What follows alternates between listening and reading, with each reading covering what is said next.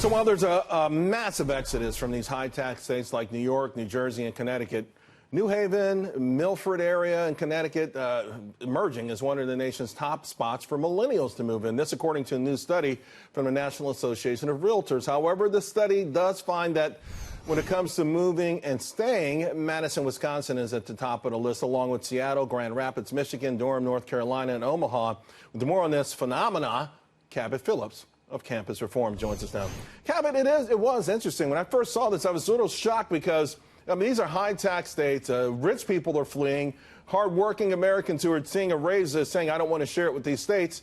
So what is that? Is that creating a real estate opportunity for these for millennials or something? Yeah, I think that's a big part of it. It's important to remember who we're talking about when we say millennials.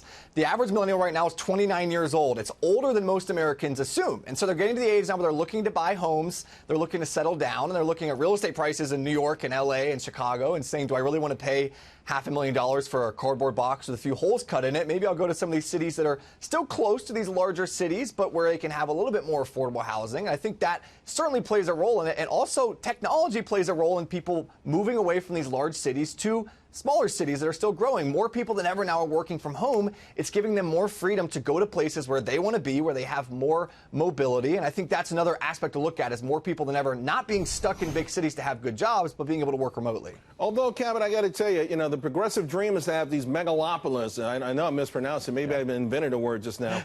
But, like these gigantic cities where 40 million people live all together, ultimately going to work in either autonomous vans, autonomously driven vans, and the utopian thing.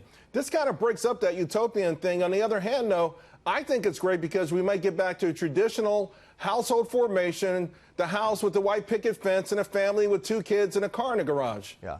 Well, millennials are having kids later than any generation in the past, and so this does play a role in that, where people, the longer they're concentrated in cities, the more likely they are to hold off on having kids, hold off on starting families, and certainly many people would say it's a positive thing to start forming families, start buying a home, doing productive things like that. And another interesting thing about millennials, statistically speaking, they're more likely than any generation in the past to move for work before the age of 30. That's a positive thing for the economy and something we should certainly not be discouraging. The more mobility there is when it comes to people being willing to go to different cities for jobs, the better off as an economy we are. So that is a positive sign as far as mobility goes for young people. Yeah. And definitely, hopefully, more people are starting to buy homes, get families going as they find and congregate in cities with more affordable real estate. And that's a great point you bring up, because as the Great Recession in the beginning, the inability to move to a new place, either because you were saddled with a house you couldn't sell or bills you couldn't pay, really hampered the recovery to a degree.